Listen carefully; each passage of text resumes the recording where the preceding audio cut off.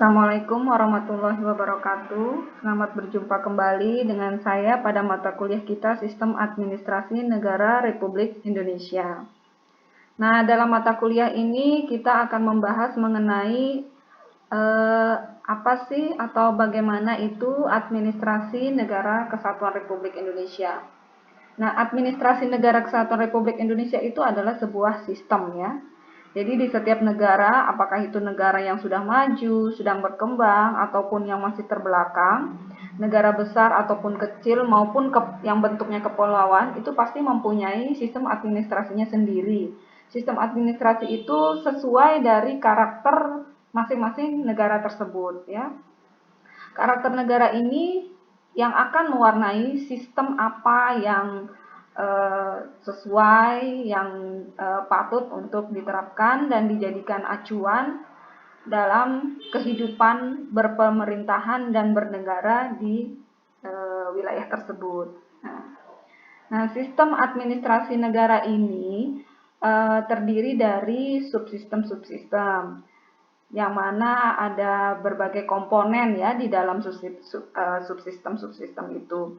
Contohnya seperti manusia, ya, atau bukan manusia ya, manusia atau hewan atau binatang ya, pokoknya makhluk ciptaan Tuhan itu diibaratkan tuh seperti tubuh kita ya, tubuh manusia.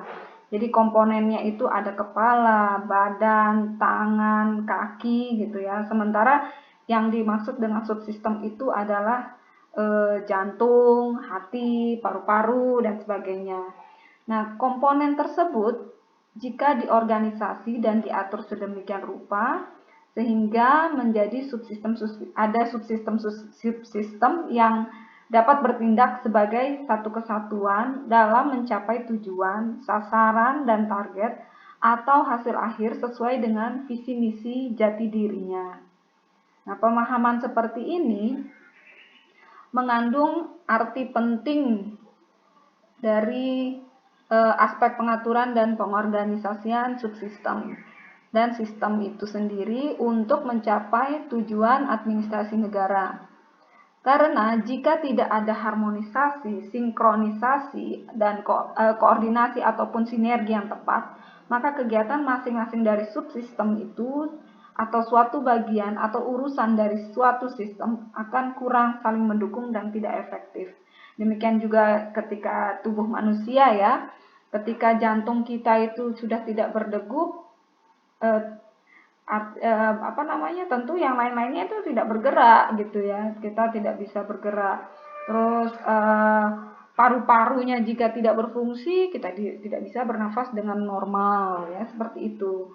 Demikian halnya dengan negara kita, Negara Kesatuan Republik Indonesia ini, negara yang merdeka dan berpemerintahan sendiri, mempunyai kedaulatan yang utuh ya, baik itu kedaulatan dari dalam maupun keluar, wajib membangun dan mempunyai sistem administrasi negara yang punya ciri khusus dibandingkan sistem administrasi negara lain yang manapun juga. Jadi sistem dari administrasi negara yang satu dengan yang lain itu berbeda. Ada yang punya kemiripan, tapi pastinya tidak ada yang sama gitu ya. Nah, kekhususan ini akan nampak dalam tujuan dari Negara Kesatuan Republik Indonesia. Nah, sistem administrasi negara sebagai suatu sistem yang terdiri atas subsistem-subsistem itu berhubungan satu sama lainnya ya, kayak tadi ya. Jadi ketika jantung, paru-paru, hati dan sebagainya itu pasti berkoordinasi, berhubungan dengan kepala, badan, tangan dan kaki kita ya. Nah, hubungan ini bergantung satu sama lain. Jadi kalau sebuah subsistemnya itu tidak dapat menjalankan fungsinya dengan baik, maka akan mempengaruhi subsistem yang lain. Akibatnya secara keseluruhan itu tidak dapat berjalan dan bekerja secara optimal, atau justru akan terjadi stagnasi dan merusak keutuhan dari sistem itu sendiri.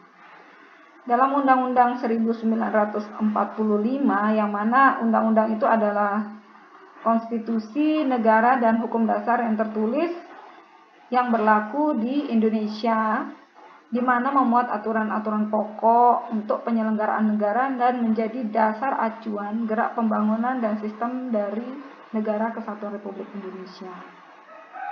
Nah, tujuannya adalah untuk mewujudkan negara Republik Indonesia ini yang merdeka, bersatu, berdaulat, dan adil dan makmur, sebagaimana yang dicantumkan dan diamanahkan dalam alinea kedua pembukaan Undang-Undang Dasar 1945. Nah, situasi dan kondisi seperti itulah yang dicita-citakan dan diinginkan oleh bangsa kita ini, bangsa Indonesia, sampai kapanpun. Dalam materi minggu kita kali ini, kita akan membahas tentang pengertian sistem, pengertian administrasi, pengertian negara, syarat negara, kedaulatan negara, timbulnya negara, dan bentuk negara. Kita mulai dari pengertian sistem ya. Nah, teori sistem ini menjadi bagian yang penting ya dalam kajian dan terapan dari administrasi negara, karena administrasi negara itu sendiri adalah sebuah sistem. Pengertian dari sistem itu adalah di sini ada beberapa ahli ya yang saya kutip, bahwa sistem adalah suatu kebulatan atau keseluruhan yang kompleks, terorganisir ya, suatu himpunan yang perpaduan hal-hal atau bagian yang membentuk suatu kebulatan atau keseluruhan yang kompleks dan utuh. Jadi sistem ini tidak bisa terpisah-pisah ya, dia satu utuh gitu ya. Jadi ketika yang lain gangguan, maka akan menimbulkan dampak bagi yang lainnya. Sistem juga merupakan suatu jaringan dari prosedur-prosedur yang berhubungan satu sama lain menurut skema atau pola yang bulat untuk menggerakkan suatu fungsi utama dari suatu usaha atau urusan. Ini dikutip dari Prajudi. Ini dari pengertian sistemnya ya. Kita ambil 2 saja. Ada lagi lanjutannya. Jadi sistem itu merupakan sekelompok bagian-bagian, alat atau sebagainya yang bekerja bersama-sama untuk melakukan suatu maksud. Dari Sumantri, sistem merupakan sekelompok bagian yang bekerja bersama-sama untuk melakukan suatu maksud ya, untuk mencapai sebuah tujuan. Apabila salah satu bagian rusak atau tidak dapat menjalankan fungsi tugasnya secara utuh, maka maksud yang hendak dicapai atau tujuan yang ingin dicapai itu tidak akan terpenuhi, atau setidak-tidaknya sistem yang sudah terwujud akan mendapatkan gangguan. Ada lagi dari Musanef, sistem itu suatu sarana yang menguasai keadaan dan pekerjaan agar dalam menjalankan tugas dapat teratur. Nah, dari kesimpulan yang bisa kita ambil, sistem itu adalah kesatuan yang utuh dari suatu rangkaian yang kait mengait berhubungan satu sama lain. Kalau di Indonesia ya, pemerintah Indonesia itu adalah suatu sistem. Anak cabangnya itu atau subsistemnya itu adalah sistem pemerintahan daerah. Kemudian seterusnya ya, dari sistem pemerintahan daerah ke bawah ya, ke lini yang paling bawah. Nah, itu yang dimaksud dengan sebuah sistem ya dari pemerintahan di negara kita.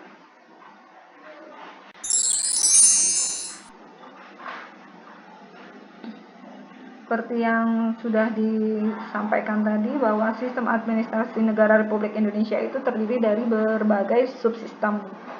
Nah, subsistemnya sendiri seperti sistem manajemen, kepemimpinan, birokrasi, pelayanan, keuangan, ya itulah yang menjadi subsistem-subsistemnya. Kemudian kita beranjak ke apa itu administrasi ya. Ini pengertian administrasi saya ambil dari Herbert Simon, itu dalam bukunya Syafi'i Inu Kencana, mengemukakan bahwa administrasi itu sebagai kegiatan-kegiatan kelompok atau kerjasama untuk mencapai tujuan bersama-sama. Nah, sementara dari Leonard B. White di situ administrasi adalah suatu proses yang umum yang ada pada setiap usaha kelompok-kelompok baik pemerintahan maupun swasta, baik sipil maupun militer, baik dalam ukuran besar maupun ukuran kecil.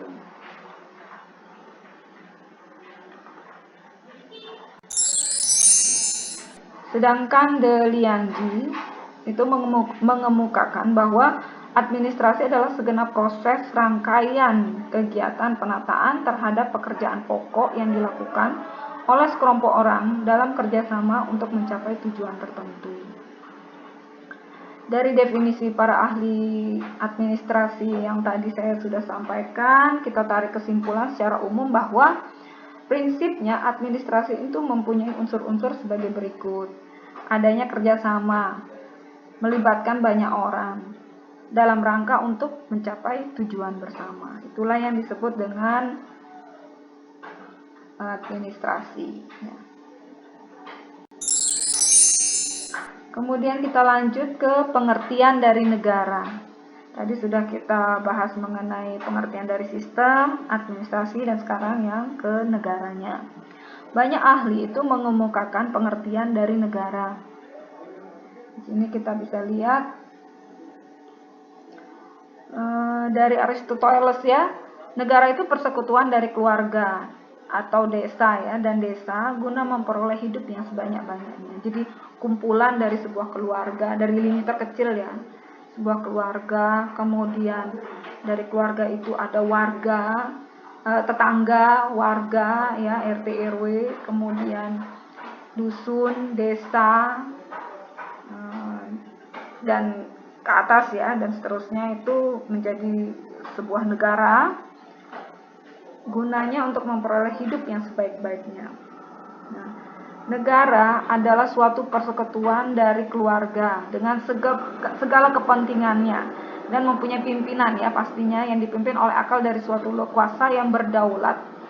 Nah, ini dari Jane Bodin, bahwa negara itu terdiri dari lini terkecil keluarga itu ya, kemudian sampai besar di sebuah suatu wilayah ya, jadi negara dipimpin oleh pasti mempunyai pimpinan ya, mempunyai pimpinan dan memiliki kuasa yang berdaulat. Kemudian Herman Wiener juga menyampaikan bahwa negara adalah organisasi kewilayahan yang bergerak di bidang kemasyarakatan dan kepentingan perseorangan dari segenap kehidupan yang multidimensional untuk pengawasan pemerintah dengan legalitas kekuasaan tertinggi. Jadi ada kekuasaan tertinggi ya di sebuah negara itu. Nah, dari beberapa pengertian negara yang sudah saya sebutkan tadi itu ya, disimpulkan bahwa negara itu merupakan suatu kelompok persekutuan dan alat organisasi yang memiliki sistem politik yang melembaga ya dari rakyat ya, untuk menjadi negara yang berdaulat itu dia pasti punya pemimpin ya gitu, dan alatnya itu disebut alat sistem politik untuk sebagai mengkoordinasi dari rakyat itu sampai ke pucuk pimpinannya. Itu terdiri dari orang-orang yang kuat serta memiliki monopoli ya. Monopoli artinya dia memiliki kekuasaan gitu ya, dia punya hak gitu ya, mempunyai wibawa dan berdaulat, paham hukum, taat hukum ya, mengetahui hukum, dan mempunyai kepemimpinan yang bersifat memaksa sehingga mendapatkan legitimasi dari dalam maupun dari luar negeri.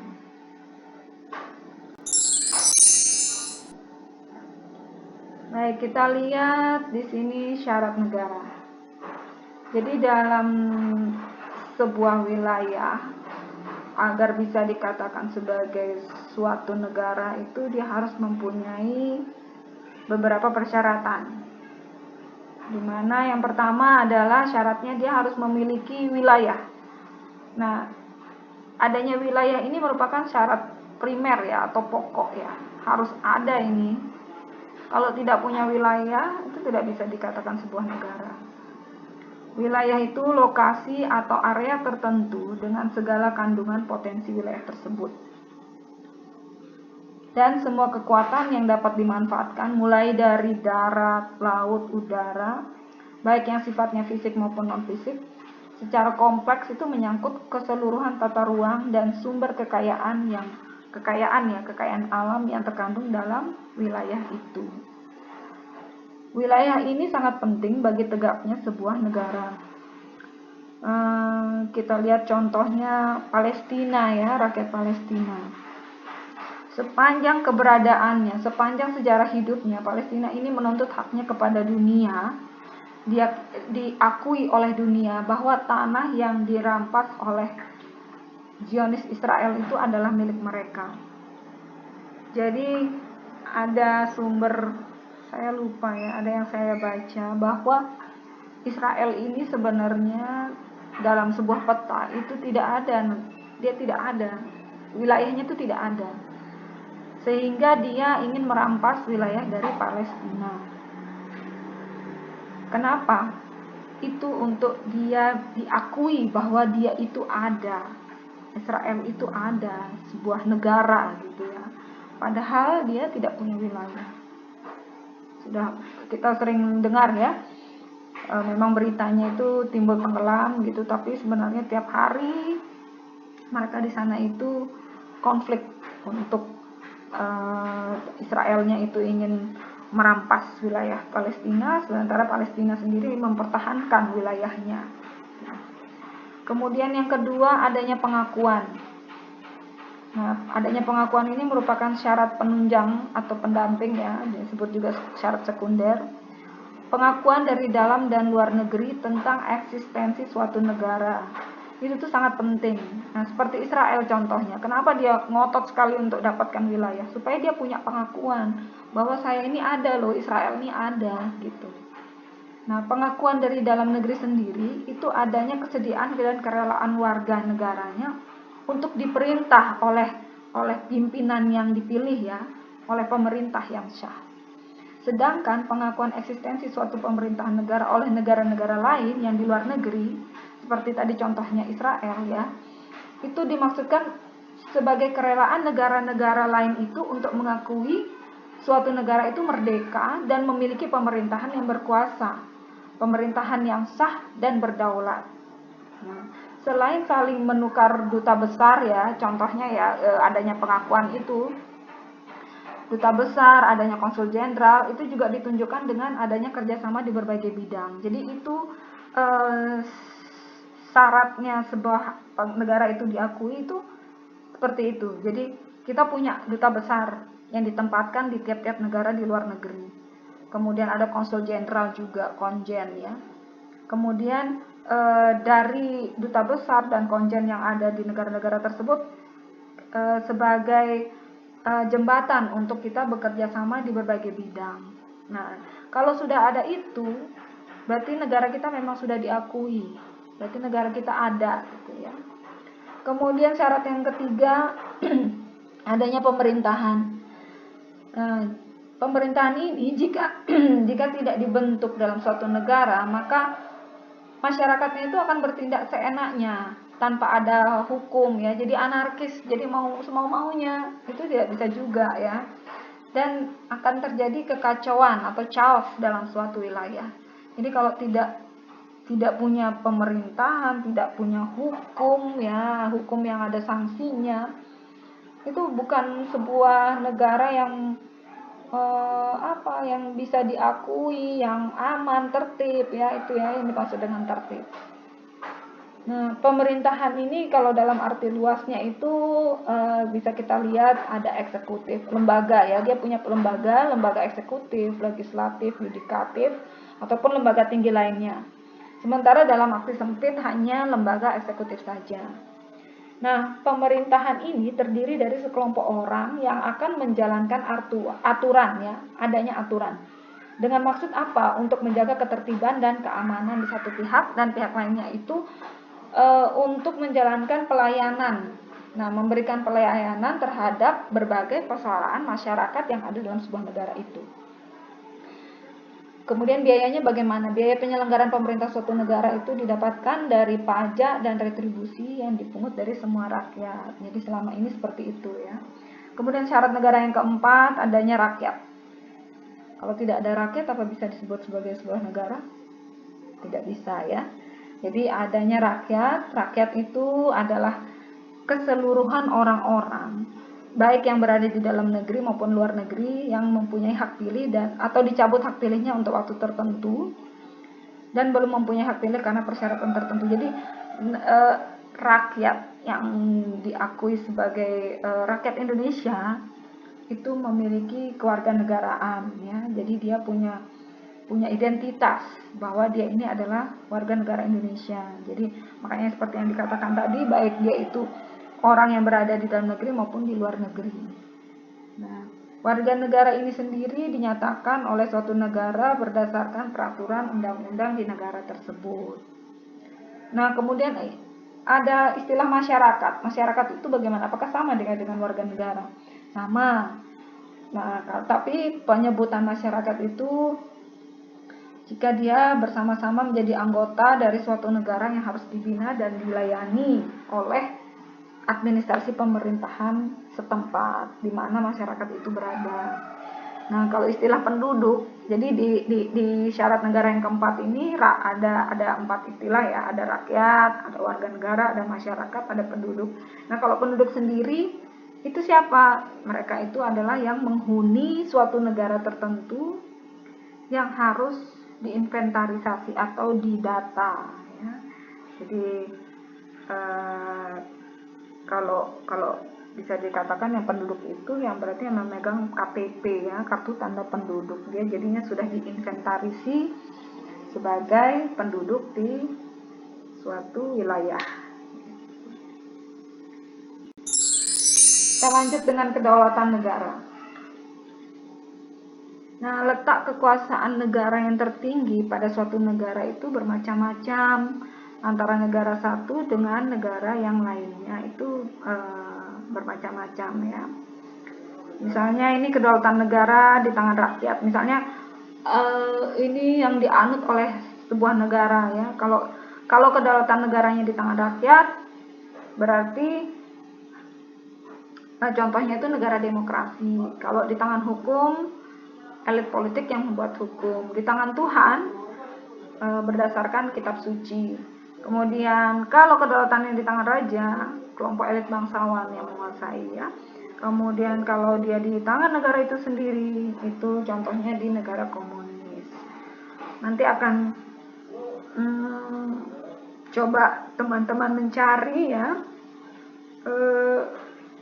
contoh negara-negara yang memiliki kedaulatan rakyat, hukum, Tuhan, raja, ataupun di tangan negara itu sendiri. Itu seperti contohnya negara mana saja, mungkin 1 atau 2 ya. Nanti kita akan bahas itu. Kemudian kita lanjut dengan timbulnya negara. Jadi ada 12 teori, kurang lebih ya, sebenarnya lebih, cuman ini yang kita harus ketahui ya, bahwa ada 12 teori yang mengemukakan timbulnya suatu negara. Ini ada teori kenyataan, ketuhanan, perjanjian, penaklukan, kekuatan, patrilineal, matrilineal, organis, daluarsa, alamiah, filosofis, dan historis. Nanti saya mau tugaskan teman-teman yang pertama tadi, yang itu ya, yang slide sebelumnya itu, bahwa tentang kedaulatan negara ya, contoh-contoh negara yang kedaulatannya berada di tangan rakyat dan sebagainya itu ya. Nanti saya bikinkan di format tersendiri gitu ya, ada 2 macam tugasnya. Kemudian ini juga teman-teman cari apa sih teori kenyataan itu. Jadi di timbulnya negara itu ada 12 teori. Nanti teman-teman mencari tahu. Nah, teori kenyataan itu yang seperti apa, ketuhanan seperti apa, perjanjian seperti apa ya. Itu sampai 12. Itu tugasnya ya, itu tugasnya untuk minggu depan dikumpul ya. Saya kasih waktu 1 minggu. Nanti formatnya seperti yang sudah saya sampaikan kemarin. Soalnya nanti saya soal untuk ininya nanti saya kasih ya, saya kirimkan ya. Nah, mungkin kita lanjut lagi pembahasan bentuk negara. Nah, bentuk negara ini berbeda dengan bentuk pemerintahan. Jadi bentuk negara sendiri ada dua ya, ada yang republik, ada kerajaan. Ini bentuk negara secara umum di dunia ya. Ada republik, ada kerajaan. Nah, kalau yang republik itu dipimpin kalau kerajaan biasanya dipimpin oleh seorang raja, kalau republik biasanya dipimpin oleh seorang presiden ya. Presiden atau badan tertentu ya yang dipilih secara umum, secara langsung melalui pemilihan umum. Nah, ini sendiri republik ini ada Republik Serikat dan Kesatuan. Kalau Indonesia sendiri menganut bentuk negara yang mana? Republik ya, dengan kesatuan. Nah, dulu memang pernah kita menjadi negara serikat ya, makanya Indonesia Republik Serikat. Sekarang kalau yang kita anut sampai sekarang adalah kesatuan. Kemudian kerajaan itu juga sama, dia berbentuk serikat atau kesatuan. Kemudian dari serikat ini ada bentuk pemerintahannya parlementer atau presidensial, sama untuk semuanya ya, baik serikat maupun kesatuan.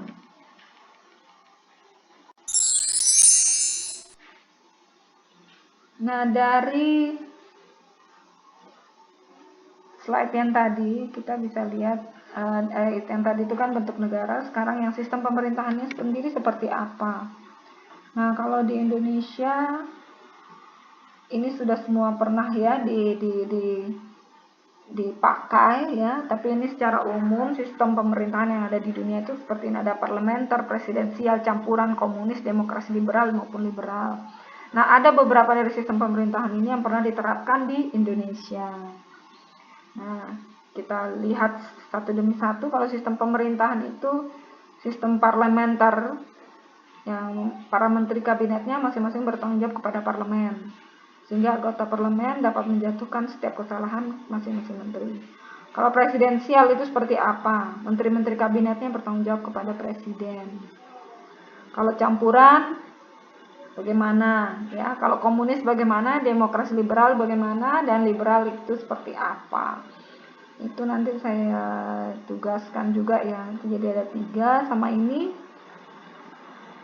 Jadi teman-teman saya kasih waktu 1 minggu ya, dikumpulkan minggu depan. Batas akhirnya sampai jam perkuliahan kita berlangsung. Jadi jam hari Rabu minggu depan jam 16.30 itu batasnya pengumpulan tugasnya. Pengumpulan tugasnya nanti untuk teknisnya saya sampaikan di bagian tersendiri. Baik, untuk minggu ini saya kira cukup sekian dulu teman-teman. Terima kasih atas perhatiannya. Assalamualaikum warahmatullahi wabarakatuh.